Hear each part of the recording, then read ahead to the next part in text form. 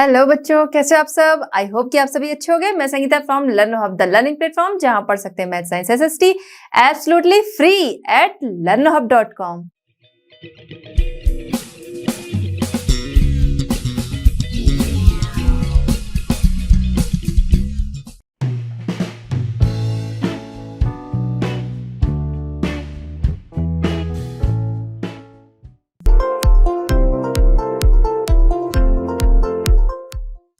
चलिए बच्चों, हमारा आज का चैप्टर स्टार्ट करते हैं। क्वेश्चन नंबर 1 हमारा है, here is some information about 4 countries. Based on this information how would you classify each of these countries? Right democratic, undemocratic और not sure against each of these. Question हमारा क्या है कि आपके सामने कुछ इन्फॉर्मेशन है, उसके बेस पे आपको बताना है कंट्री डेमोक्रेटिक है, अनडेमोक्रेटिक है, या फिर आप उसके बारे में श्योर नहीं है, तो उसे नॉट श्योर से शो करना है। चलिए ये देखते हैं। इसमें ए हमारा है country A, people who do not accept the country's official religion do not have a right to vote. देखिए यहाँ पर क्या है, कंट्री ए है जहां पर ऑफिशियल रिलीजन जो है वो ना मानने वालों को वोट करने का राइट नहीं है। तो ये क्या होगा, ये ऐसी जगह होगा, ये वो कंट्री जो क्या होगी, वो अनडेमोक्रेटिक होगी। क्यों होगी? क्योंकि अगर एज 18+ है तो उसे वोट करने का राइट है। वोट करने के लिए ना तो रिलीजन देखते हैं, ना रीजन देखते हैं, और ना ही तो जेंडर देखते हैं। इन चीजों का कोई मायने नहीं रखता, उसके लिए मायने रखता है तो सिर्फ 18+ एज।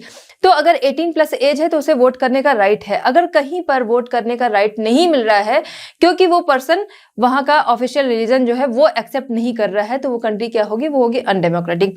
नेक्स्ट हम देखते हैं बी हमारा है country B, the same party has been winning election for the last 20 years. कोई पार्टी है जो कि लास्ट 20 ईयर से इलेक्शन जीत रही है। तो इसमें क्या है कि हमें जो इंफॉर्मेशन मिली है इसमें आगे पीछे हमें कुछ नहीं पता है, सिर्फ इतनी ही इंफॉर्मेशन मिली है कि कोई पार्टी है जो कि लास्ट 20 ईयर से इलेक्शन जीत रही है। अब हमें ये नहीं पता है कि वो जो कंट्री है, यहाँ पर इंफॉर्मेशन जो है वो अधूरी है, इनकम्प्लीट इंफॉर्मेशन है, क्योंकि हमें ये नहीं पता है वो कंट्री अगर जीत रही है तो हो सकता है उसकी लोकप्रियता इतनी ज्यादा है कि हर बार कोई लोग उन्हें ही जिता रहे हैं, और ये भी हो सकता है कि वो लोग उस पार्टी के लोग ही अपनी पार्टी को जिता रहे हैं, जबरदस्ती जिता रहे हैं। तो इसलिए हमें इसमें बाकी कंडीशंस, बाकी इंफॉर्मेशन का पता नहीं है, इसलिए इसे हम शो करेंगे नॉट श्योर से, क्योंकि हमें पता नहीं है कि वो जो पार्टी है वो लास्ट 20 ईयर से जीत तो रही है, लेकिन क्यों जीत रही है, तो यहाँ पर हमें नॉट श्योर है। नेक्स्ट हम देखते हैं सी हमारा है country C, ruling party has lost in the last 3 elections. Ruling party last 3 election से हार रही है, तो इलेक्शन को हार रही है रूलिंग पार्टी। तो रूलिंग पार्टी लास्ट 3 ईयर से इलेक्शन हार रही है, ऐसी कंट्री जो होगी वो होगी डेमोक्रेटिक, क्योंकि हो सकता है कि रूलिंग पार्टी का जो काम रहा हो वो लोगों को पसंद नहीं आया, तो इसलिए वो इलेक्शन हार रहे हैं। और हो सकता है कि ये भी हो सकता है जो अदर पार्टी है जो जीत रही है, उस रूलिंग पार्टी जो है उसके काम अच्छे रहे, लोगों को पसंद रही, लेकिन जो अदर पार्टी है उसके काम, उसके जो भी उनकी जो भी पॉलिसीज हैं वो लोगों को ज्यादा पसंद आई, इसलिए लोगों ने उन्हें जिताया। तो इसलिए ये क्या है, ये डेमोक्रेटिक है। तो यहाँ पर ये कंट्री क्या होगी, डेमोक्रेटिक होगी। नेक्स्ट हम देखते हैं डी है country D, there is no independent election commission. कोई कंट्री है जहां पर इलेक्शन कमीशन जो है वो स्वतंत्र नहीं है, उस कंट्री में इलेक्शन कमीशन इंडिपेंडेंट नहीं है, तो वो क्या होगा, वहां पर वो होगा अनडेमोक्रेटिक, क्योंकि इलेक्शन कमीशन जो है वो उसकी जिम्मेदारी है वोटिंग कराना, तो इलेक्शन करवाना उसकी जिम्मेदारी है, उसे क्या है, उसका स्वतंत्र होना बहुत जरूरी है, उस पर जबरदस्ती किसी की नहीं चल सकती। तो अगर कोई कंट्री है जहां पर इलेक्शन पार्टी जो है वो इंडिपेंडेंट नहीं है, तो वो कंट्री क्या होगी, वो होगी अनडेमोक्रेटिक।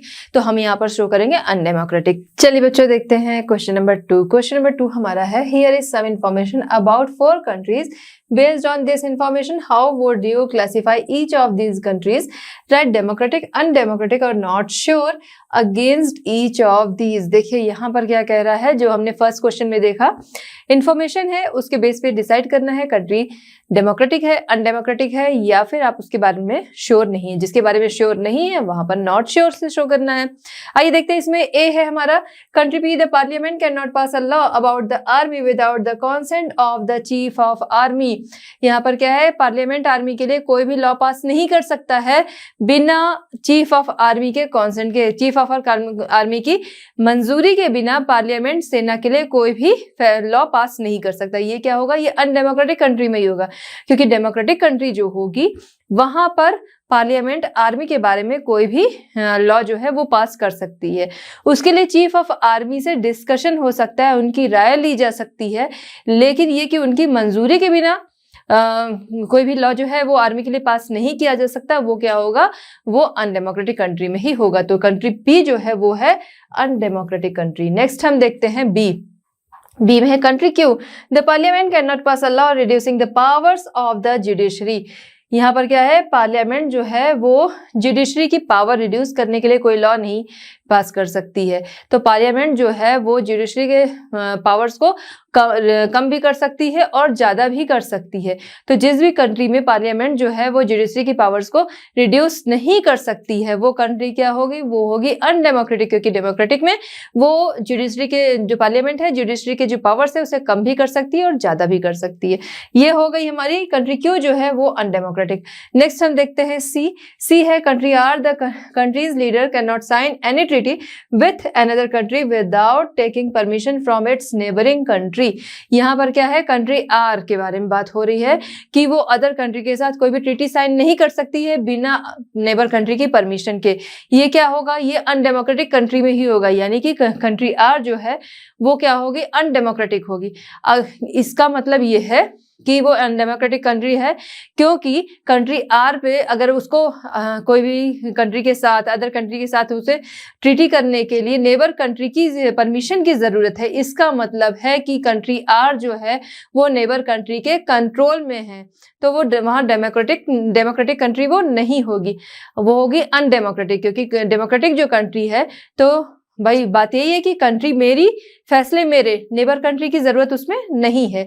तो वहां पर नेबर कंट्री क्या कर सकती है, बस राय दे सकती है अपनी, लेकिन ये कि नेबर कंट्री के परमिशन के बिना किसी कंट्री के साथ ट्रीटी नहीं की जा सकती, ये होगा अनडेमोक्रेटिक कंट्री में ही, यानी कि कंट्री आर जो है वो भी हो गई अनडेमोक्रेटिक। नेक्स्ट हम देखते हैं डी, यहाँ पर है country S, all the major economic decisions about the country are taken by officials of the central bank which the ministers can not change.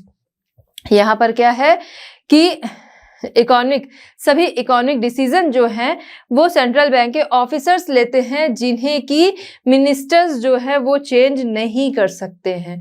तो ये क्या होगा, ये अनडेमोक्रेटिक कंट्री में होगा, क्योंकि कंट्री के इकोनॉमिक जो भी मेजर इकोनॉमिक डिसीजंस होते हैं उसके लिए सेंट्रल बैंक के जो ऑफिसर्स हैं उनसे बात हो सकती है, डिस्कशन हो सकता है, लेकिन वो उसके फैसले नहीं ले सकते हैं। ये चीज की वो उनके फैसले, यहाँ पर है कि कंट्री एस जो है वहां पर है कि सेंट्रल बैंक के जो ऑफिसर्स हैं वो कंट्री के मेजर जितने भी इकोनॉमिक डिसीजंस हैं उन्हें वो लेते हैं, उन्हें मिनिस्टर भी चेंज नहीं कर सकते। ऐसा कहाँ पर होगा, ऐसा होगा अनडेमोक्रेटिक कंट्री में।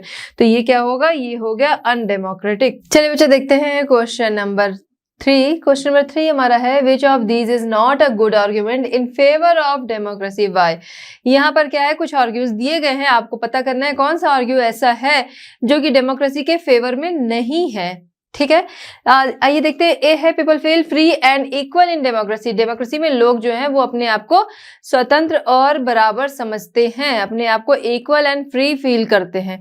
तो ये क्या होगा, ये डेमोक्रेसी जो कंट्री होगी, जिस कंट्री में डेमोक्रेसी होगी वहीं पे ऐसा होगा कि लोग अपने आप को फ्री एंड अपने आप को स्वतंत्र और फ्री एंड इक्वल जो है वो समझेंगे कि डेमोक्रेटिक कंट्रीज जो होगी वहां पर क्या होता है कि सभी लोग एक बराबर है कहा जाता है। तो इस वजह से डेमोक्रेसी जहां पर होगी वहां पर लोग अपने आप को फ्री एंड इक्वल फील करते हैं। तो ये क्या होगा, ये डेमोक्रेसी के फेवर में है ये स्टेटमेंट। हमें पता करना है जो डेमोक्रेसी के फेवर में नहीं है, तो उसमें है बी। देखते हैं, democracies resolve conflict in a better way than others. देखिए डेमोक्रेसी जहां पर होगी वहां पर अदर की तुलना में कॉन्फ्लिक्ट्स जो हैं वो ज़्यादा अच्छे तरीके से सुलझाए जा सकते हैं, रिजॉल्व किए जा सकते हैं। तो ये क्या होगा, ये डेमोक्रेसी कंट्री में ही होगा। ये तो सही है क्योंकि ये डेमोक्रेसी के फेवर में है, क्योंकि वहां पर जो भी मतभेद होंगे वो आसानी से सुलझाए जा सकते हैं। नेक्स्ट है D, democratic government is more accountable to the people. Democratic government जो होगी वो लोगों के प्रति ज़्यादा उत्तरदायी होगी।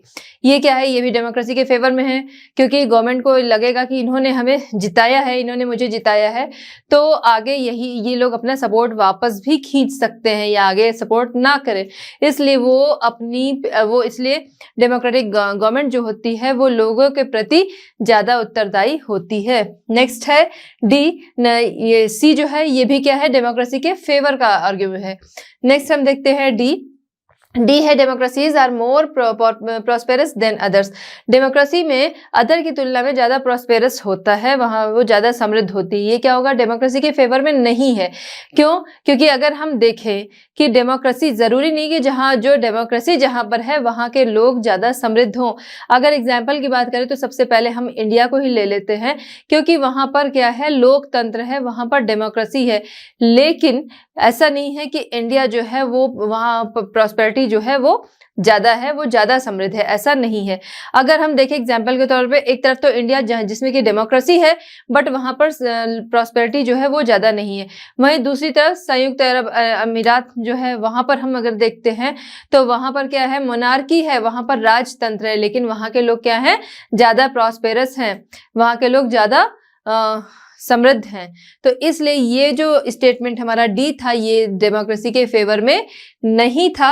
और क्यों नहीं था ये भी हमने समझ लिया कि क्यों नहीं था, क्योंकि जरूरी नहीं है, डेमोक्रेटिक कोई ऐसा मेजर नहीं है कि जहां पर डेमोक्रेसी हो वहां पर प्रॉस्पेरिटी जो है वो जरूर होगी। एग्जाम्पल के तौर में इंडिया एंड संयुक्त अरब एमिरेट्स को हमने देख लिया है। आई होप कि आप समझ गए होंगे इसमें से कि कौन सा आर्ग्यू ऐसा है जो कि डेमोक्रेसी के फेवर में नहीं है और क्यों नहीं है। चलिए बच्चों, हम देखते हैं क्वेश्चन नंबर 4। क्वेश्चन नंबर 4 हमारा है, each of these statements contains a democratic and undemocratic elements, right out 1 2 separately for each statement. यहाँ पर क्या है, आपको स्टेटमेंट जो दिया गया है हर स्टेटमेंट में आपको अलग करना है, क्योंकि हर स्टेट में आपको डेमोक्रेटिक भी मिलेंगी बातें और अनडेमोक्रेटिक बातें मिलेंगी। तो आपको उन दोनों बातों को अलग करना है कि इसमें डेमोक्रेटिक क्या है और अनडेमोक्रेटिक क्या है। चलिए आइए देखते हैं। इसमें ए है, a minister said that some laws have to be passed by the parliament in order to confirm to the regulation decided by the World Trade Organization. यहाँ पर क्या है कि वर्ल्ड ट्रेड ऑर्गेनाइजेशन, लोगों ने बोला कि मिनिस्टर ने बोला कि पार्लियामेंट में लॉ पास करना है जो कि WTO के द्वारा डिसाइडेड रेगुलेशन को कंफर्म करता हो, ऐसा लॉ पास करना है। तो इसमें डेमोक्रेटिक क्या है और अनडेमोक्रेटिक क्या है वो हम समझते हैं। सबसे पहले, a minister said that some laws have to be passed by the parliament. तो यहाँ पर क्या है कि मिनिस्टर ने कहा कि पार्लियामेंट में कोई लॉ जो है वो पास करना है। ये क्या है, ये डेमोक्रेटिक है, क्योंकि जहाँ डेमोक्रेटिक कंट्री जो होगी या जहाँ पर डेमोक्रेसी होगी वहाँ पार्लियामेंट पे किसी भी चीजों के लिए क्या होगा, लॉ जो है वो पास होंगे। तो ये जो है, ये क्या है पोर्शन, ये हमारा डेमोक्रेटिक है, जिसे हम डी से शो करेंगे। एंड जो हमारा अनडेमोक्रेटिक होगा उसे हम UN से शो करेंगे। चलिए, आपको क्या करना है, आपको दोनों पोर्शन अलग अलग लिखना है, सेपरेट करके अलग अलग आपको लिखना है। यहाँ पर मैं आपको एक साथ शो कर रही हूँ। चलिए, ये जो पोर्शन है हमारा, ये क्या हो गया, ये डेमोक्रेटिक है। यहाँ पर हम क्या करेंगे, लिखेंगे डी। नेक्स्ट हम देखते हैं portion, order to confirm to the regulation decided by the World Trade Organization, यानी कि WTO के द्वारा डिसाइडेड रेगुलेशन को जो कंफर्म करता हो। तो ये अनडेमोक्रेटिक होगा, क्योंकि पार्लियामेंट में ऐसा लॉ पास करना कि जो कि WTO के डिसाइडेड रेगुलेशन को कंफर्म करता हो, ये क्या होगा, ये अनडेमोक्रेसी हो जाएगी कि उसके रेगुलेशन को वो तय कर रहा है। चलिए, तो यहाँ पर ये वाला जो पोर्शन है ये हमारा हो गया अनडेमोक्रेटिक, जिसे कि हम यहाँ पर शो करेंगे UN से। ये हमारा UN हो गया अनडेमोक्रेटिक, एंड फर्स्ट वाला जो पोर्शन था वो हमारा डेमोक्रेटिक है। नेक्स्ट हम देखते हैं, यही चीज हम आगे भी करेंगे कि डेमोक्रेटिक एंड अनडेमोक्रेटिक को यहाँ पर ऐसे ही सेपरेट करेंगे। आप अलग अलग लिख लीजिएगा। बी है the election commission order repolling in a constituency where large scale rigging was reported. Election commission जो है वो रीपोलिंग के उसने आदेश दिए जहां पर इलेक्शन में गड़बड़ी हुई। तो यहाँ पर क्या है, इलेक्शन कमीशन ने रीपोलिंग के आदेश दिए, दोबारा से चुनाव कराने का आदेश दिया। ये क्या है, ये डेमोक्रेसी है, क्योंकि अगर कोई गड़बड़ी हुई है तो दोबारा से चुनाव कराना, और जहां पर गड़बड़ी हुई तो गड़बड़ी का होना क्या है, वो है अनडेमोक्रेसी। तो ये जो हमारा पोर्शन हुआ और रीपोलिंग, तो यहाँ पर ये क्या हो जाएगा, ये हमारा हो जाएगा, सॉरी ये हमारा है डेमोक्रेसी, यहाँ पर ये हमारा है डेमोक्रेसी।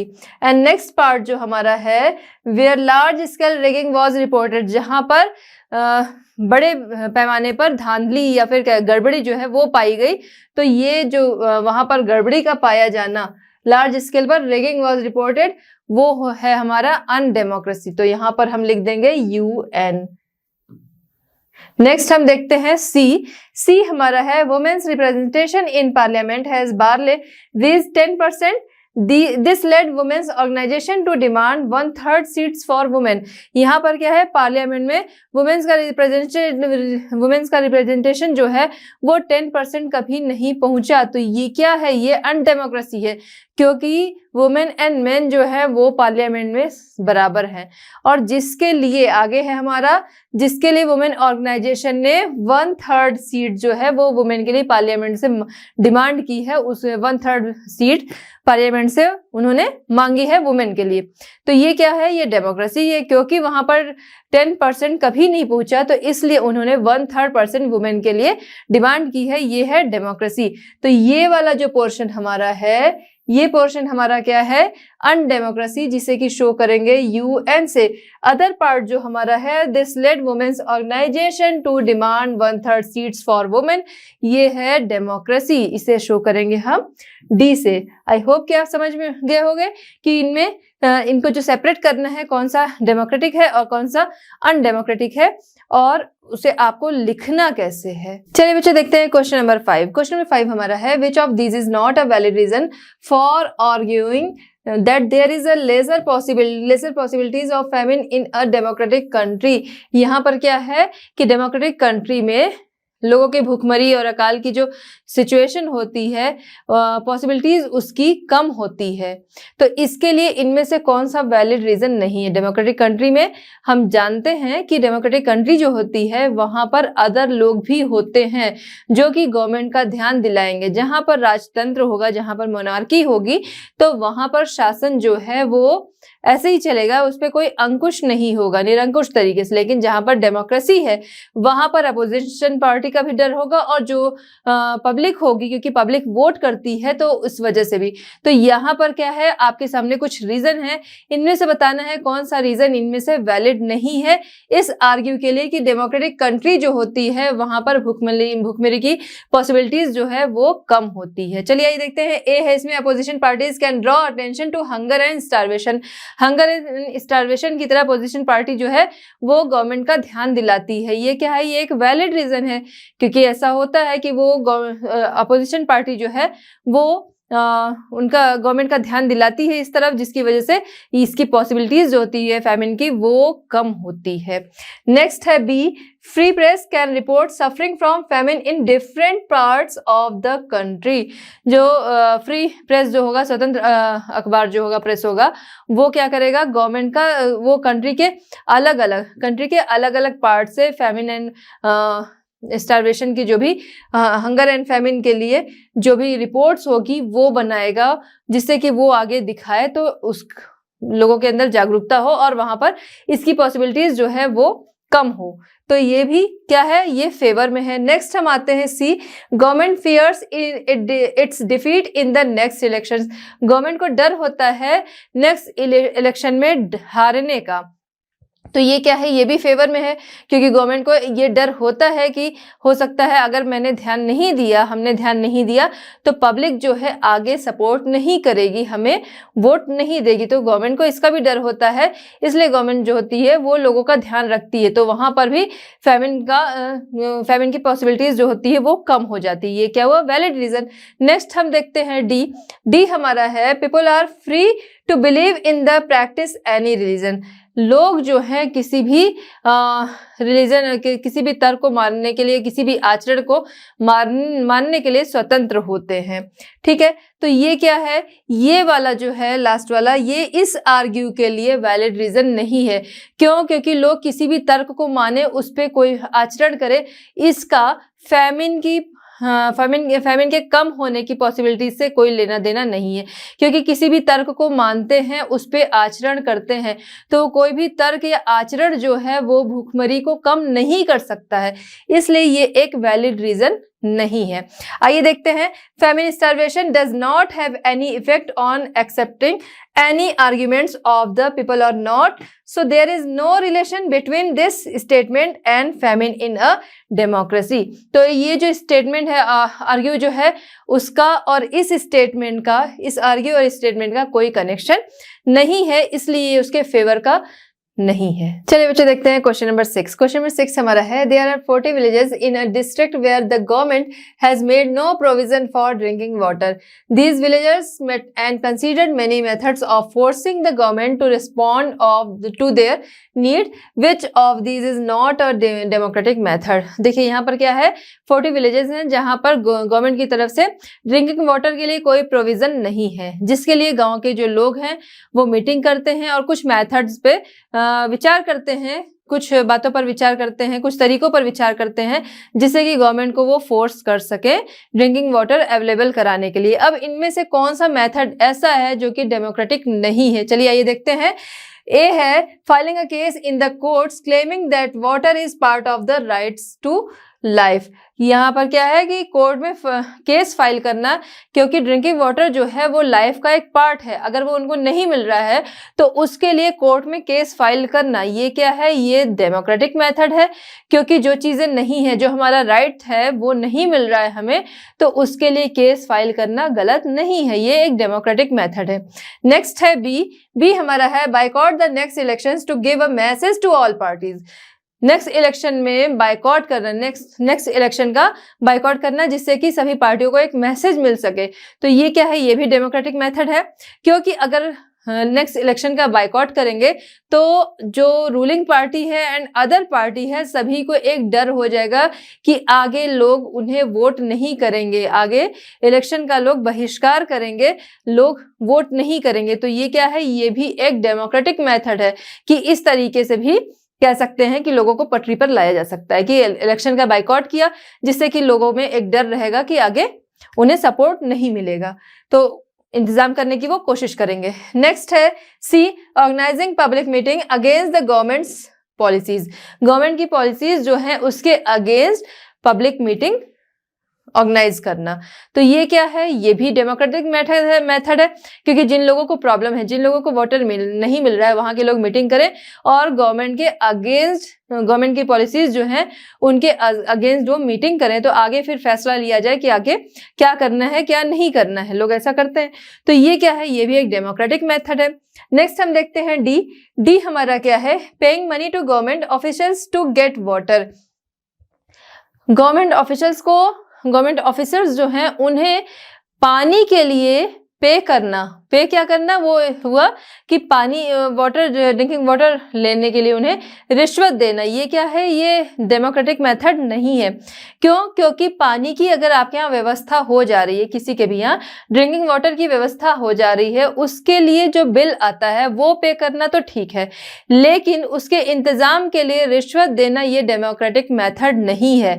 तो इनमें से कौन सा डेमोक्रेटिक मेथड नहीं है, तो वो है ऑप्शन डी जो है हमारा, वो डेमोक्रेटिक मेथड नहीं है। ऊपर का जो स्टेटमेंट है उसे पढ़ते हुए ऑप्शन डी डेमोक्रेटिक मेथड नहीं है, क्योंकि रिश्वत देना किसी को भी कहीं से भी सही नहीं है। तो ये जो है डी हमारा वो है राइट आंसर, और क्यों है वो आप समझ गए होंगे। चलिए बच्चों देखते हैं क्वेश्चन नंबर 7। क्वेश्चन नंबर 7 हमारा है right a response to the following arguments against democracy. यहाँ पर क्या है कि अगेंस्ट डेमोक्रेसी आपको कुछ आर्गुमेंट्स दिए गए हैं, आपको उन्हें रिस्पॉन्स करना है। चलिए आइए देखते हैं। इसमें ए है army is the most discipline and corruption free organisation in the country, therefore army should rule the country. यहाँ पर क्या है कि कंट्री में आर्मी जो है most discipline and corruption free organisation है, इसलिए कंट्री पर आर्मी को शासन करना चाहिए, रूल करना चाहिए। तो अब चलिए इस पे हमें रिस्पॉन्स करना है। सही है कि आर्मी जो होती है, कंट्री में आर्मी जो होती है वो मोस्ट डिसिप्लिन होती है एंड करप्शन फ्री होती है, लेकिन जो आर्मी होती है उसे लोग नहीं चुनते। यहाँ बात हो रही डेमोक्रेटिक कंट्री की बात हो रही है। तो डेमोक्रेसी में क्या होता है कि लोगों के द्वारा जो चुना जाता है वो रूल करता है। तो जो रूल करता है, जो शासक होता है, वो लोगों के द्वारा चुना जाता है, और यहाँ पर आर्मी जो है वो लोगों के द्वारा नहीं चुनी जाती है।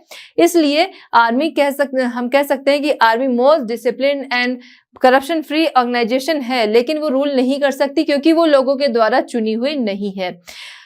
अगर हम मान लें कि most discipline and corruption free organisation है आर्मी, तो क्या वो जरूरी नहीं है वो तानाशाही नहीं करेगी? अगर हम इसके एग्जाम्पल की भी बात करें तो चिली में हम देख सकते हैं ऑगस्ट पिनोशे का शासन, पाकिस्तान में मुशर्रफ का शासन, और जर्मनी में हम देख सकते हैं हिटलर का शासन। तो ये कहना कि आर्मी के लोग जो है मोस्ट डिसिप्लिन हैं एंड करप्शन फ्री हैं, तो वो उन्हें कंट्री पर शासन करना चाहिए, ये क्या है, ये एक डेमोक्रेटिक कंट्री की पहचान नहीं है। डेमोक्रेटिक कंट्री में क्या होगा, जो शासन करेगा, जो रूलर होगा, वो लोगों के द्वारा चुना हुआ होगा। चलिए आइए देखते हैं, अगर वो लोगों के द्वारा चुना हुआ है तो वो लोगों के प्रति उत्तरदायी होगा। और आर्मी की बात करें तो आर्मी जो है वो लोगों के द्वारा चुनी हुई नहीं है, वो इलेक्ट होकर आर्मी नहीं आती है। चलिए देखते हैं। The army is important for the defence of the country. Country की रक्षा के लिए आर्मी जो है वो इंपॉर्टेंट है। The army is not elected by the citizens. Citizens के द्वारा वो इलेक्टेड नहीं होती है। So it can not form a democratic government. All fundamental rights are taken away. अगर कहीं पर जो आर्मी है वो उसका शासन होता है, तो अगर उनकी तानाशाही है तो उससे क्या होता है, लोगों के फंडामेंटल राइट्स जो होते हैं, मौलिक कर्तव्य जो है वो भी, मौलिक अधिकार जो हैं वो भी छिन जाते हैं। तो इसलिए कंट्री पे शासन, डेमोक्रेटिक कंट्री में शासन उसी को करना चाहिए जो कि लोगों के, सिटीजन्स के द्वारा इलेक्टेड हो, न कि आर्मी। भले ही वो मोस्ट डिसिप्लिन्ड है, करप्शन फ्री है, लेकिन उसकी कोई गारंटी नहीं कि वो आगे वहां तानाशाही नहीं करेगी, लोगों के मौलिक अधिकार जिसकी वजह से ना छिन जाए, ऐसा ही कोई गारंटी नहीं है। नेक्स्ट हम देखते हैं इसमें बी हमारा है rule of the majority means the rule of ignorant people. What we need is the rule of the voice even if they are in small numbers. यहाँ पर देखिए क्या है, रूल ऑफ द मेजॉरिटी बहुमत का जो शासन है, मेजॉरिटी का रूल है, वो क्या है, वो उसका मतलब है कि इग्नोरेंट पीपल का शासन, मूर्ख लोगों का शासन कह सकते हैं। तो बहुमत का जो शासन है वो मूर्ख लोगों का शासन है। और आगे क्या है, व्हाट वी नीड, हम क्या चाहते हैं, हम चाहते हैं कि जो शासन करे वो बुद्धिमान हो, भले ही वो कम नंबर्स में हो, मतलब उनकी संख्या कम हो, लेकिन हम सभी चाहते हैं कि बुद्धिमान ही जो है वो वही शासन करे, न कि बहुमत से आने वाला। तो चलिए आइए अब इसको समझते हैं। तो बुद्धिमान है वो शासन करे, उसका इससे कोई रिलेशन नहीं है। क्यों? क्योंकि हमने कई बार ऐसा देखा है कि कि जो बहुत ज्यादा पढ़ा लिखा हो, एजुकेटेड हो, बुद्धिमान हो, जरूरी नहीं कि वो चीजों को ज्यादा अच्छे तरीके से करेगा।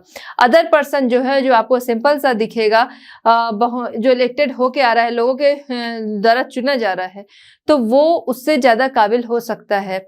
अगर हम देखें अपने आसपास की ही लाइफ में, एक सिंपल सा हम लोग एग्जाम्पल लेते हैं कि बहुत से लोग होते हैं जो MBA करके बिजनेस स्टार्ट करते हैं, बट वो उतने सक्सेसफुल नहीं होते हैं। अगर हम कंपेयर करें, बहुत से लोग ऐसे होते हैं जो कि बहुत पढ़े लिखे भी नहीं, उनके पास MBA की डिग्री नहीं, कोई डिग्री नहीं है, लेकिन फिर भी वो बिजनेस को बहुत ही अच्छे तरीके से चलाते हैं।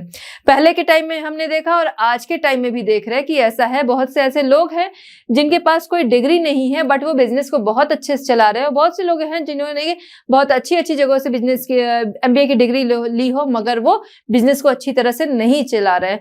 तो ये चीज कि किसी का बहुत ज्यादा एजुकेटेड होना वो उसकी बुद्धि को डिसाइड नहीं कर सकता कि उसकी बुद्धि बहुत तेज है, और जिसके पास क्वालिफिकेशन नहीं है, सर्टिफिकेट्स नहीं है, तो वो तेज बुद्धि का ना हो, उसकी बुद्धि जो है वो बहुत तीक्ष्ण ना हो, बहुत तेज ना हो, तो ये चीज उसको डिसाइड नहीं करती। तो ये कहना कि बहुमत पे जो शासन है वो इग्नोरेंट पीपल का शासन है और हमें तो बुद्धिमानों की सरकार चाहिए, तो ये इसके लिए आर्ग्यूमेंट जो है हम आगे देखते हैं। इसके लिए जो रिस्पॉन्स है हम देखते हैं, rule of the majority does not mean rule of the fool and uneducated.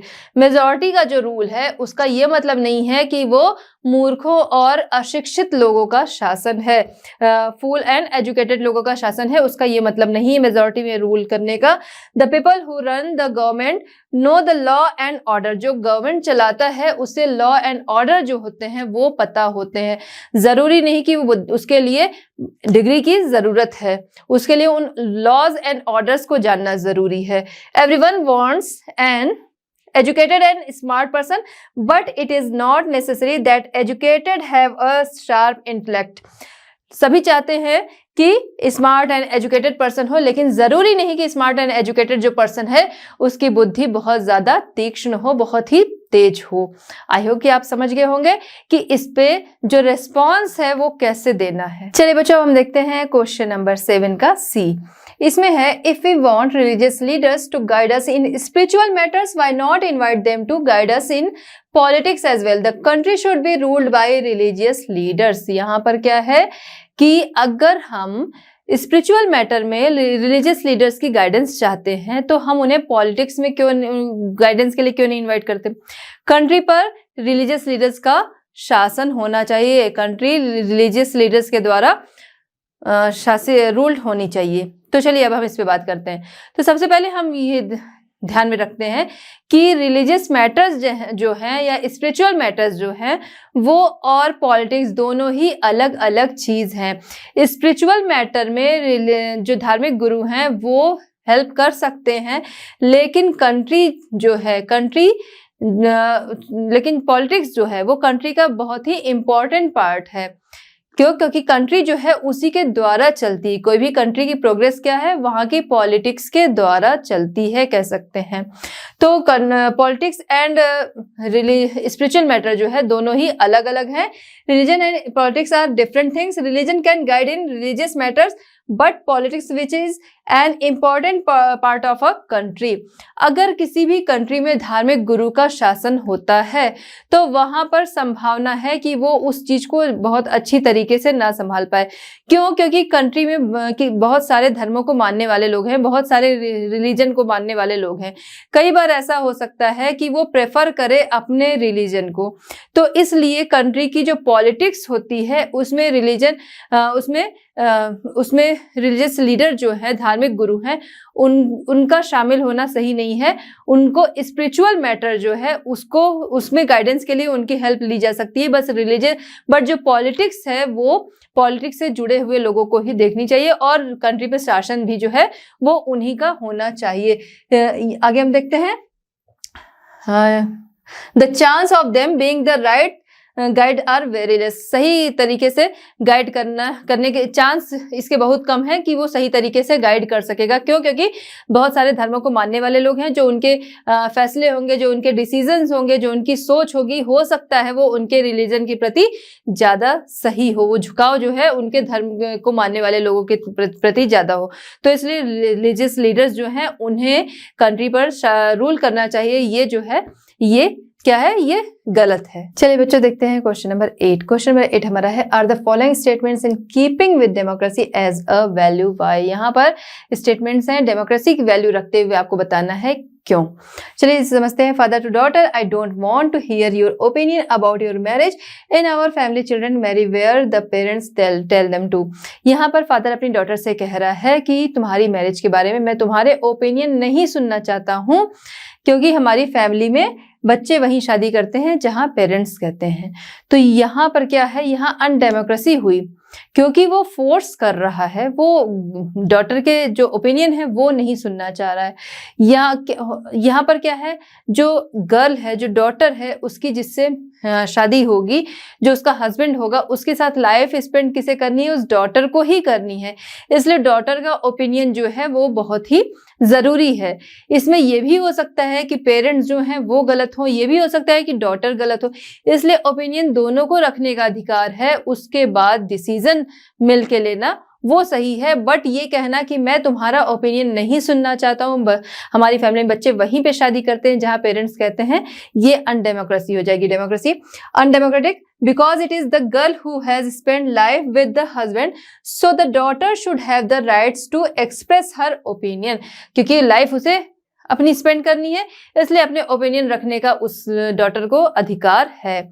Next हम देखते हैं बी हमारा है right to student don't disturb my concentration by asking me question in the classroom. Teacher जो है वो स्टूडेंट को मना करता है कि क्लासरूम में क्वेश्चन पूछ के उसका कंसंट्रेशन जो है वो डिस्टर्ब ना करे। तो यहाँ पर क्या हो गया, ये अनडेमोक्रेसी हो गई, क्योंकि क्लासरूम में क्वेश्चन पूछने से टीचर का मना किया जाना ये तो गलत है। सही क्या होगा, टीचर ये कह सकता है, हो सकता है कि उस टीचर का कंसंट्रेशन वाकई में उसका कंसंट्रेशन जो है वो टूट रहा है क्वेश्चन पूछने से। जब अगर बच्चा है वो क्लासरूम में क्वेश्चन पूछ रहा है तो हो सकता है टीचर जो है वो डिस्टर्ब हो रहा है, उसका कंसंट्रेशन डिस्टर्ब हो रहा है कुछ भी पढ़ाने में। तो टीचर ऐसी कंडीशन में ये बोल सकता है कि जब मैं कंप्लीट कर लूँ चैप्टर को जो मैं पढ़ा रहा हूँ, उसके बाद आप मुझसे क्वेश्चन पूछो। ये हुई डेमोक्रेसी। ये अनडेमोक्रेसी है कि बच्चे को क्वेश्चन पूछने से ही मना करना, ये हो गया अनडेमोक्रेसी। चलिए देखते हैं, अनडेमोक्रेटिक है because it is not right to not allow students to question. तो ये उसको राइट्स नहीं है कि वो बच्चे को क्वेश्चन पूछने से मना करे। बस ये कह सकता है कि मेरी बात पूरी हो जाए, मेरा चैप्टर पूरा हो जाए, उसके बाद आप क्वेश्चन पूछो। नेक्स्ट हम देखते हैं C, employ to the officer our working hours must be reduced according to the law. यहाँ पर क्या है, एम्प्लॉय जो है वो अपने ऑफिसर से कह रहा है कि अकॉर्डिंग टू लॉ उसके वर्किंग आवर्स जो हैं वो रिड्यूस किए जाएं। ये क्या है, ये डेमोक्रेटिक है, क्योंकि लोगों के जो काम करने के घंटे हैं वो डिसाइड हैं और उसी के अकॉर्डिंग लोग काम करते हैं। तो अगर कहीं पर एम्प्लॉय जो है वो अकॉर्डिंग टू लॉ अपने वर्किंग आवर्स रिड्यूस करने की डिमांड कर रहे हैं, ये डेमोक्रेटिक चीज है। अगर कहीं पर काम ज्यादा लिया जाता है तो उसके एवज में या तो पे ज्यादा किया जाता है और या कोई अपनी मर्जी से काम करता है तो वो ठीक है। फोर्सफुली उससे ज्यादा काम नहीं कराया जा सकता। तो अकॉर्डिंग टू लॉ अगर वो रिड्यूस करने को कह रहा है, ये क्या है, ये डेमोक्रेटिक है, टाइम को रिड्यूस करना। चलिए बच्चों, हम देखते हैं क्वेश्चन नंबर 9। क्वेश्चन नंबर 9 हमारा है, consider following facts about a country and decide if you would call it a democracy, give reason to support your decision. यहाँ पर क्या है कि आपको कुछ फैक्ट्स दिए गए हैं जिसके आधार पर आपको डिसाइड करना है कि क्या ये डेमोक्रेटिक कंट्री है, अगर है तो उसके लिए आपको रीजन देना है। चलिए आइए देखते हैं। इसमें ए है, all the citizens of the country have rights to vote, elections are held regularly. यहाँ पर क्या है कि कोई कंट्री है जहां पर लोगों को वोट करने का राइट है और वहां पर इलेक्शन जो है वो रेगुलरली होते हैं। तो ऐसी कंट्री को हम डेमोक्रेटिक कंट्री कहेंगे, क्योंकि डेमोक्रेटिक कंट्री जो होगी वहां पर सभी को वोट करने का राइट होगा। जो भी 18+ हो गया उसे वोट करने का राइट होगा। तो ऐसी कंट्री को डेमोक्रेटिक कंट्री कहेंगे। नेक्स्ट इसमें है कि वहां पर रेगुलरली इलेक्शन होते हैं, तो ये भी रेगुलरली इलेक्शन का होना ये डेमोक्रेटिक कंट्री की पहचान है। एक तरह से कह सकते हैं कि डेमोक्रेटिक कंट्री जो होगी उसके लिए एक हॉलमार्क है, रेगुलरली इलेक्शन होना ये डेमोक्रेटिक कंट्री का हॉलमार्क है। तो इस कंट्री को हम क्या कहेंगे, डेमोक्रेटिक। नेक्स्ट हम देखते हैं बी हमारा है, the country took loan from international agencies, one of the conditions for giving loan was that the government would reduce its expenses on education and health। यहाँ पर क्या है कि कोई कंट्री है जो कि इंटरनेशनल एजेंसी से लोन ले रही है और जिसने कि इनके आगे कंडीशन रखी है कि जो कंट्री यानी कि लोन लेने वाली जो कंट्री है वो अपने हेल्थ एंड एजुकेशन के एक्सपेंस को कम करेगी। तो ये क्या है, इसका मतलब है कि वो अनडेमोक्रेटिक कंट्री है, वहां पर डेमोक्रेसी नहीं है। क्यों नहीं है, क्योंकि कोई भी कंट्री है, कंट्री की जो गवर्नमेंट होती है वो अपनी कंट्री के लोगों के कल्याण के लिए काम करती है और कंट्री की प्रोग्रेस अगर हम कहें तो वो लोगों की हेल्थ एंड एजुकेशन से ही जुड़ी होती है। जिस कंट्री के लोगों की हेल्थ अच्छी है, एजुकेशन अच्छी है, वही कंट्री प्रोग्रेस करेगी। तो अगर किसी कंट्री की हेल्थ एंड एजुकेशन का एक्सपेंस जो है वो अगर रिड्यूस कर दिया जाए तो ये अनडेमोक्रेटिक कहा जाएगा, क्योंकि अदर कंट्री जो है वो लोन देने के बदले में उस कंट्री के सामने कंडीशन रख रही है कि उस कंट्री को अपनी कंट्री के एजुकेशन एंड हेल्थ के एक्सपेंस को रिड्यूस करना पड़ेगा। आइए देखते हैं, it can not be called democratic, इसे डेमोक्रेटिक कंट्री नहीं कह सकते हैं। क्यों नहीं कह सकते, अभी हमने बात की। अ democratic government works for the welfare of citizens. Reducing expenditure on education and health will not be beneficial for the people। तो अगर रिड्यूस कर दिया जाता है एजुकेशन एंड हेल्थ का एक्सपेंस जो है कंट्री से, तो वो कंट्री के कल्याण के लिए, कंट्री के लोगों के कल्याण के लिए काम नहीं होगा। चलिए बच्चों देखते हैं क्वेश्चन नंबर 9 का सी। इसमें है people speak more than 7 languages but education is available only 1 language. The language spoken by 52% people of that country. यहाँ पर क्या है, कोई कंट्री है जहाँ पर मोर देन 7 लैंग्वेजेस बोली जाती है बट वहाँ की एजुकेशन जो है वो ओनली 1 लैंग्वेज में है, जबकि वहाँ पर 52% उस 1 लैंग्वेज को बोलते हैं, यानी बचे 48% जो है वो अदर लैंग्वेजेस को बोलते हैं। तो सिर्फ एक लैंग्वेज में एजुकेशन देना ये क्या है, ये अनडेमोक्रेटिक है, क्योंकि अदर लैंग्वेजेस जो हैं उनको भी बढ़ावा देना चाहिए, उन्हें भी इनकरेज करना चाहिए। इसलिए अदर जो लैंग्वेजेस हैं उसमें भी एजुकेशन होनी चाहिए। सिर्फ एक लैंग्वेज में ही एजुकेशन देना ये गलत है। आइए देखते हैं, keeping only 1 language is education is not right and undemocratic. Other languages should also be encourage, other languages को भी इनकरेज करना चाहिए। नेक्स्ट हम देखते हैं डी हमारा है, several organisations have given a call for peaceful demonstrations and nationwide strikes in the country to oppose these policies. Government has arrested these leaders। यहाँ पर क्या है कि सेवरल ऑर्गेनाइजेशंस जो हैं वो गवर्नमेंट की पॉलिसीज के खिलाफ, बहुत सारे ऑर्गेनाइजेशन हैं जो कि गवर्नमेंट की पॉलिसीज के खिलाफ डेमोन्स्ट्रेशन और स्ट्राइक के लिए लोगों को वो बुला रहे हैं, लोगों का आह्वान कर रहे हैं, और गवर्नमेंट ने उनके लीडर्स को क्या किया है, गिरफ्तार कर लिया, अरेस्ट कर लिया है। तो ये क्या है, ये अनडेमोक्रेटिक है, क्योंकि अगर जो डेमोन्स्ट्रेशन एंड स्ट्राइक किया जा रहा है किसी भी चीज की डिमांड के लिए, किसी भी बात के लिए, अगर डेमोन्स्ट्रेशन एंड स्ट्राइक जो है वो पीसफुली किया जा रहा है तो लीडर को गिरफ्तार करना सही नहीं, लीडर्स को अरेस्ट किया जाना सही नहीं है। मिलके बात करना, चीजों को सुलझाना तरीका ये है, न कि उनके लीडर्स को, अगर कोई पीसफुली अपनी डिमांड जो है उनके लिए पीसफुली स्ट्राइक कर रहा है तो उनके लीडर्स को अरेस्ट करना ये अनडेमोक्रेटिक है। Arresting is undemocratic is the demonstration for its demands is being done properly। अगर सही तरीके से डिमांड्स की जा रही है, जैसे कई जगह पे होता है, लोग स्ट्राइक करते हैं, डेमोन्स्ट्रेशन करते हैं, उसमें बहुत सारी गाड़ियों को जला देते हैं, कुछ घरों को भी नुकसान पहुंचा देते हैं, लोगों पे ईंट पत्थर भी फेंकते हैं, मतलब रोड पे गवर्नमेंट की बहुत सारी गवर्नमेंट प्रॉपर्टीज जो है उसे नुकसान पहुंचा देते हैं। तो इस तरीके से अगर कोई डिमांड कर रहा है तो गिरफ्तार करना, अरेस्ट करना सही है, बट अगर कोई पीसफुली स्ट्राइक कर रहा है, डेमोन्स्ट्रेशन कर रहा है, आंदोलन कर रहा है, तो उसे अरेस्ट करना अनडेमोक्रेटिक कहा जाएगा। नेक्स्ट हम देखते हैं क्वेश्चन नंबर 9 का ई। इसमें the government owns the radio and television in the country. All the newspapers have to get permission from the government to publish any news about government's policies and protests। यहाँ पर क्या है कि government के अपने radio and television हैं, और वहाँ पर जो न्यूज़ है, न्यूज़पेपर है, जो पब्लिशर है, वो उसे अगर गवर्नमेंट के अगेंस्ट जो प्रोटेस्ट एंड गवर्नमेंट पॉलिसीज के अगेंस्ट जो प्रोटेस्ट हो रहे हैं उसके लिए अगर कोई न्यूज़ निकालनी है तो उसे गवर्नमेंट की परमिशन लेनी होगी। ये क्या है, ये है अनडेमोक्रेटिक। क्योंकि डेमोक्रेटिक जहाँ पर होगा, क्योंकि जो पत्रकारिता की बात अगर करें तो पत्रकारिता जो होती है वो स्वतंत्र होती है। जर्नलिज्म जो है वो पूरी तरह से स्वतंत्र होकर काम करता है, उस पर किसी और का दबाव जो है वो नहीं चलता है।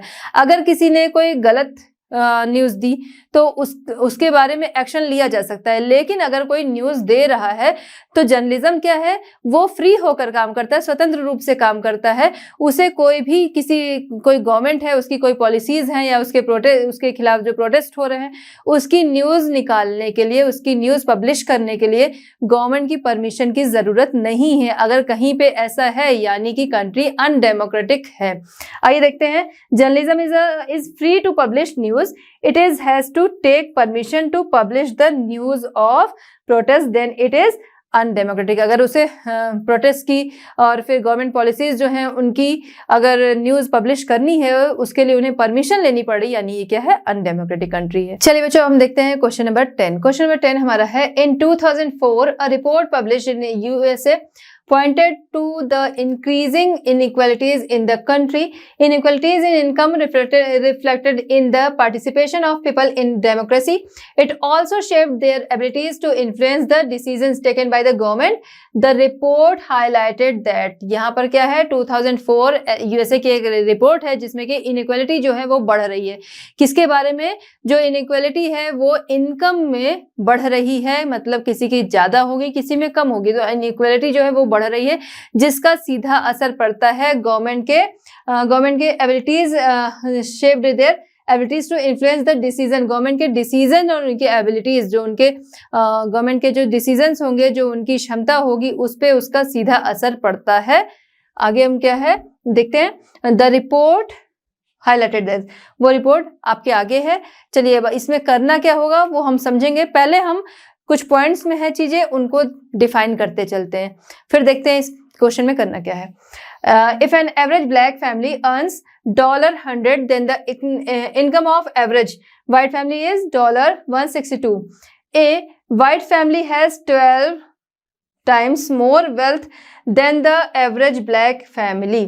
यहाँ पर क्या है कि यहाँ पर average, if an average black family earns, black family की अर्निंग और वाइट फैमिली की अर्निंग दिखाई गई है, जो कि ब्लैक फैमिली की देख रहे हैं कि $100 है, एंड अगर हम वाइट फैमिली की बात करें तो वाइट फैमिली की यहाँ पर एवरेज इनकम $162 है। तो इनमें हम देख रहे हैं बहुत ज़्यादा इनइक्वालिटी है। तो ये इनइक्वालिटी जो है उसका हम सीधा असर देखेंगे वोट पर। क्यों? क्योंकि अगर हम बात करें, there is no dispute that poverty has a direct and profound effect on the democracy. इसमें कोई डिफेक्ट नहीं है, इसमें कोई विवाद नहीं है कि जो गरीबी है, गरीबी का सीधा असर डेमोक्रेसी पे दिखता है। कैसे? जो white family and black family की जो वोटिंग होगी, जो वो वोट करेंगे, तो उसमें हमें ये अंतर देखने को मिलता है। इसे हम आगे समझेंगे अभी। लेकिन जो अर्निंग है दोनों की, तो इसका असर वोटिंग पे भी दिखता है। क्यों? क्योंकि गवर्नमेंट जो है उसी के अकॉर्डिंग, गवर्नमेंट को जहां से फायदा मिल रहा है उसी के अकॉर्डिंग गवर्नमेंट के जो काम होंगे वो भी होंगे। तो इसलिए इसका सीधा असर डेमोक्रेसी पे दिखता है, वोटिंग पे दिखता है, और इसीलिए जो गवर्नमेंट होगी वो जो उसके डिसीजंस होंगे और जो उसकी क्षमताएं होंगी वो इससे प्रभावित होंगी। चलिए बच्चों, अब हम इसमें नेक्स्ट देखते हैं, क्वेश्चन नंबर 10 का next point. In a president's election, nearly 9 out of 10 individuals in families with income over $75,000 have voted. These people are the top 20% of the population in terms of their income.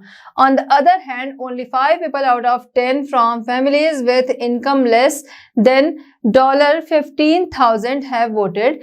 They are the bottom 20% of the population in terms of their income. अब देखिए यहाँ पर क्या है कि president election में individually 9 out of 10, 10 में से 9 लोगों ने वोट किया जिनकी की इनकम हम देखते हैं $75 से ज्यादा है। उनमें 10 में से 9 लोगों ने वोट किया, जो टोटल पॉपुलेशन थी उसके टॉप 20% लोगों में आते थे। नेक्स्ट हम इसी में देखते हैं कि ऑन द अदर हैंड, वहीं दूसरी तरफ 10 में से 5 लोगों ने वोट किया जिनकी की फैमिली इनकम जो है वो हम देख रहे हैं $15,000 से कम है। तो उन लोगों ने वोट किया, 10 में से 5 लोगों ने, जो कि टोटल पॉपुलेशन के नीचे के 20% में आते हैं। चलिए अब हम इसको समझते हैं। ड्यू टू दिस, इससे हुआ ये कि the decision taken by the government was also affected by the difference in their income. अब इसमें क्या है, इससे क्या हुआ, जो हमने यहाँ पर देखा कि जो वोटिंग हो रही है, जो इलेक्शन हुआ यहाँ पर, प्रेसिडेंट इलेक्शन जो हुआ, वो उस पर हमने देखा जो ज्यादा इनकम वाले लोग हैं, वो टॉप 20% जो पॉपुलेशन है वो है जिन्होंने $75 से ज़्यादा, $75,000 से ज़्यादा जिनकी इनकम है, उन लोगों में 10 में से 9 लोगों ने वोट किया। और यही हम देख रहे हैं जिनकी इनकम जो है वो $15,000 से कम है, उसमें 10 में से 5 लोगों ने वोट किया। तो अब इसका सीधा असर दिखेगा गवर्नमेंट के फैसले पे, जो due to this the decision taken by the government, जो गवर्नमेंट के द्वारा डिसीजन लिए जाएंगे उस पर इसका सीधा असर दिखेगा। क्यों? क्योंकि जिन्होंने वोटिंग दी है उन्हें ही प्रेफरेंस मिलेगी। इसीलिए जो रिच होंगे उन्हें किसी भी चीज, उनकी बातें सुनी जाएंगी, उनके लिए डिसीजन जो होंगे वो जल्दी ले जाएंगे, उनकी जो प्रॉब्लम्स जो होंगी वो आगे दूर जल्दी की जाएंगी। तो हम देखते हैं कि उसका असर जो होता है वो वोटिंग का जो असर होता है आगे गवर्नमेंट के डिसीजंस में भी देखने को मिलता है। About 95% contribution to the political parties come from the rich. This gives them opportunity to express their opinion and concerns which is not available to most citizens. यहाँ पर क्या है, 95% contribution जो है वो रिच फैमिलीज का है। तो हम देखते हैं अगर जिसकी तरफ से, जैसे अभी हमारी बात हुई थी कि जिससे फायदा मिल रहा है उसे ही आगे फायदा दिया जाएगा, यानी कि जो उनकी हेल्प कर रहा है, वोटिंग से कर रहा है या फिर कंट्रीब्यूशन उनका है, तो इसीलिए उन्हीं की बातों को कंसर्न में लिया जाएगा, उन्हीं की प्रॉब्लम्स सुनी जाएंगी, उन्हीं की प्रॉब्लम्स को दूर किया जाएगा। तो ऐसी जो पॉपुलेशन होगी उनकी संख्या कम ही होगी। क्यों? क्योंकि हम देखते हैं कि बहुत ज्यादा इनकम वाले लोग कम होंगे। तो जो पार्टीज को सपोर्ट कर रहा है, पार्टीज उन्हीं की बात मानेगी, गवर्नमेंट जो है उन्हीं की बात मानेंगी। उनके लिए पॉलिटिक्स में रास्ते भी ज्यादा होंगे।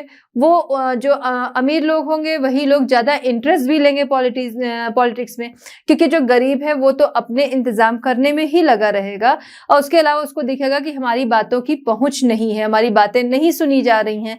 जबकि उसका रीजन क्या होगा कि इनकी तरफ से कंट्रीब्यूशन, जो अमीर लोग हैं उनकी तरफ से कंट्रीब्यूशन जो है चंदे का वो भी ज्यादा है, वोटिंग का कंट्रीब्यूशन वो भी उनकी तरफ से ज्यादा है। तो गवर्नमेंट जो है प्रेफरेंस इन्हें ही देगी और इसमें जो बात सुनी जाएगी तो उसमें हम देखेंगे कि जो रिच फैमिलीज हैं, ये जो वेल्दी पीपल हैं, वो बेटर कंडीशन में होंगे बजाय लो इनकम वाले के। Since most of the donation of political parties come from wealthy families, those wealthy people will be in a better position to influence the decisions of political parties than most work income citizen. तो इसके बारे में हमने देख लिया। अब हम आगे चलते हैं नेक्स्ट पॉइंट पे। चलिए बच्चों देखते हैं क्वेश्चन नंबर 10 का नेक्स्ट पॉइंट। यहाँ पर है, as poor section participate less in politics, the government does not listen to their concern coming out of poverty, getting job, education, health care and housing for them. Politicians hear most regularly about the concern of business person and the rich. यहाँ पर क्या है कि गरीब लोगों की जो भागीदारी है, गरीब लोगों का पार्टिसिपेशन जो है वो पॉलिटिक्स में कम है, जिसका कि सीधा असर दिखता है किस पर, गवर्नमेंट के जो डिसीजंस होते हैं उन पर, गवर्नमेंट के कंसर्न पर दिखता है। जैसे कि गरीबी को दूर करना, जॉब रोजगार दिलाना, एजुकेशन शिक्षा, health care and housing for them, उनके लिए घर की उपलब्धता, उन्हें घर दिलाना, इन सभी पर उसका असर दिखता है। जो गवर्नमेंट फैसले लेती है वो ज्यादातर रिच लोगों के या बिजनेस पर्सन जो हैं उनके लिए होते हैं। चलिए अब हम इसे डिफाइन करते हैं।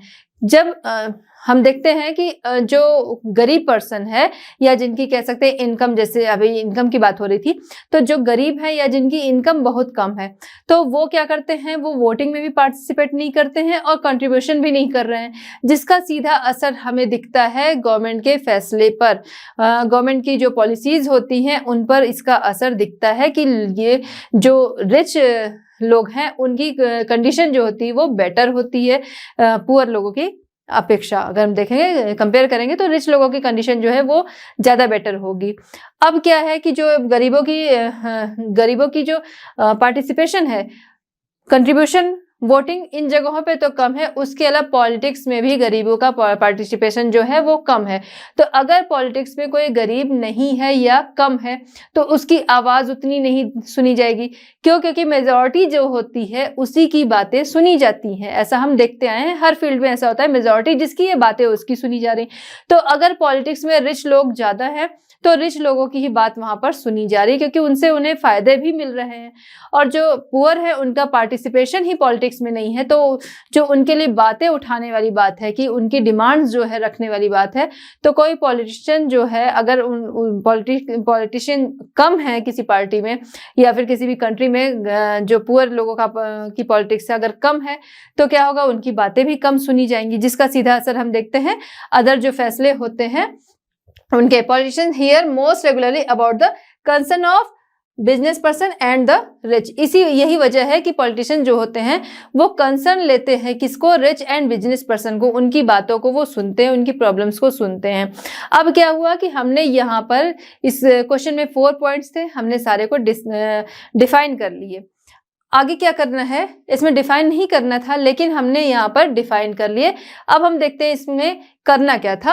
Right an essay on democracy and poverty using the information given in this report but using examples from India. पहले तो हम जो हमारा पॉइंट था उस पर आते हैं। Because poor people less participate in politics so the attention of the government is less towards their problems and more towards the problems of the rich businessman. तो पार्टिसिपेंट जो है पुअर पर्सन का कम है, इस वजह से गवर्नमेंट भी जो होती है वो रिच एंड बिजनेसमैन लोगों की बातें और उनकी प्रॉब्लम्स जो है वो ज्यादा सुनती है, उन्हें कंसर्न में ज्यादा लिया जाता है। अब आगे क्या है हमारा क्वेश्चन, इसमें right an essay on democracy and poverty using the information given in this report but using example from India. अब आया हमारा असली क्वेश्चन इसमें का।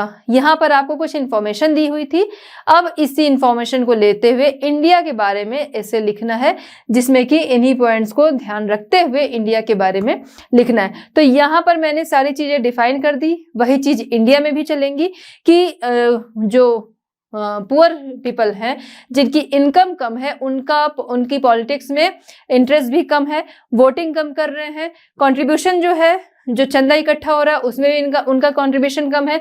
उसके बाद पॉलिटिक्स में जाने वाली बात है कि पॉलिटिक्स में कितने लोग हैं, तो उसमें भी उनका पार्टिसिपेशन जो है वो भी बहुत ही कम है। इसी वजह से चाहे यूएसए की बात करेंगे चाहे इंडिया की बात करेंगे, तो इसी वजह से क्या होगा कि जो रिच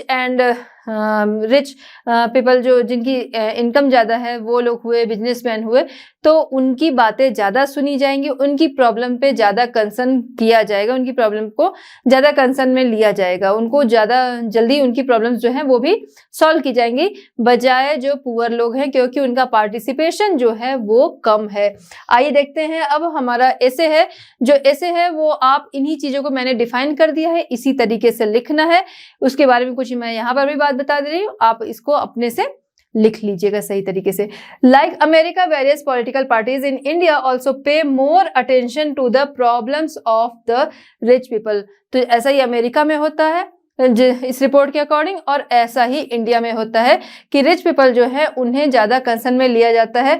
पॉलिटिकल पार्टीज जो होती हैं वो उनका अटेंशन जो है वो ज्यादा ध्यान देती है किस पे, रिच लोगों पे। Because the donation amount and vote percentage come more from the rich, क्योंकि वोट परसेंटेज जो है और डोनेशन अमाउंट जो है वो सारा कुछ रिच पर्सन्स की तरफ से ज्यादा आता है। That is why there is more listening to the talks and problems of the rich। इसलिए जो रिच हैं उनकी प्रॉब्लम्स, उनकी बातें जो हैं वो ज्यादा सुनी जाती हैं।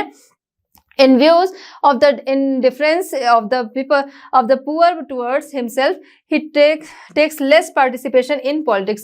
जो गरीबों की जो पुअर पीपल है उनकी जो उनके लिए जो उदासीनता है, मतलब उनकी तरफ ध्यान ना देना, उनके लिए जो इंडिफरेंस है, उसी वजह से उनका पार्टिसिपेशन जो है पॉलिटिक्स में वो भी कम है, और इसी वजह से उनका पार्टिसिपेशन कम है, इसी वजह से उनकी प्रॉब्लम जो है वोटिंग एंड इनकम की बात हो रही है कि उन्होंने चंदे में पार्टिसिपेशन कम किया, वो चीजें तो हैं। उसके अलावा उनके लिए आवाज उठाने वाला पॉलिटिक्स में कोई रहेगा नहीं या फिर कम लोग होंगे, तो ये भी एक बड़ा रीजन है। On this basis it can be said the inequality in income is visible in the participation of people in democracy due to this the decisions taken by the government for the poor all are affected. तो हम देखते हैं कि ये जो difference है income का, ये सीधा सीधा असर करता है गवर्नमेंट के जो डिसीजंस हैं, गवर्नमेंट के जो लोगों के लिए डिसीजंस हैं और गवर्नमेंट की जो पॉलिसीज हैं, उन सभी को ये सीधे सीधे अफेक्ट करता है। तो इस तरह से आप इस पे ऐसे जो है वो लिख लीजिएगा इंडिया के परिप्रेक्ष्य में। तो बच्चों, इस तरह हमारा चैप्टर होता है कंप्लीट। मिलते हैं next chapter and next solutions के साथ। लर्नो हब फ्री है पर बेस्ट है।